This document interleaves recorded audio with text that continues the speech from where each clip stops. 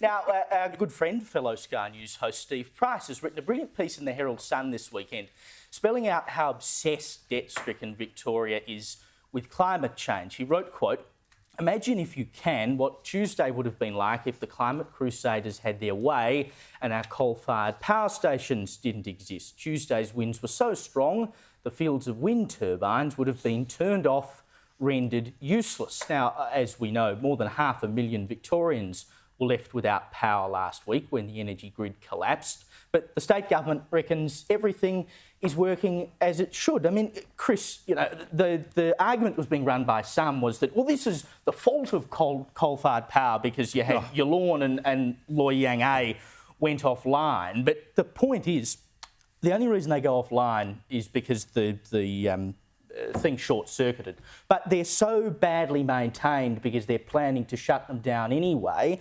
And once you run out of power, there was nothing there. The reason Victoria had such dire problems is because of the fragile grid, because of the transition to renewable energies. That's incontestable, right? Now, on climate change, let me just say something at the outset to make sure people don't get the wrong impression.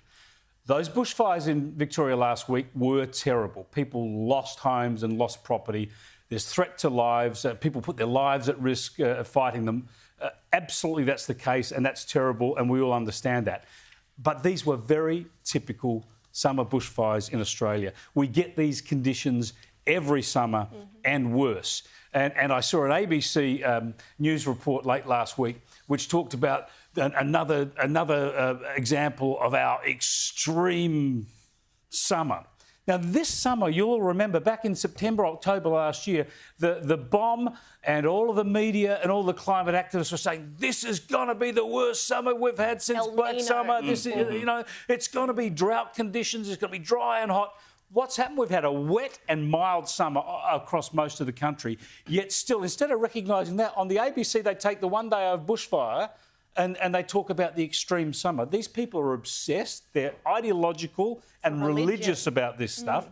And we've just got to deal with the climate we've got, which has always been dangerous over summer. And no matter how wet, coming from South Australia, as I do, Joe would know this being a Victorian, Tasmanians are the same. Doesn't matter how wet summer has been to this point, you can still have a very dangerous February, March, April, because you always get the dry periods, and if it dries off, it'll go up. So there's never such a thing as a safe bushfire season in southeastern Australia. The same people who wanted to give Indigenous Australians a voice are shutting them up when it comes to climate, because every Indigenous person you'll ever speak to says that we've always had fires. They actually used to start fires to start regeneration of certain plants and also for their safety in their communities. It's a normal way of life. It always has been. So, you know, I find it quite ironic that they don't want to listen to them on this particular issue. And the RFS, particularly here in New South Wales, where we're sitting now, is so far behind on its backburning, etc., that, you know, we're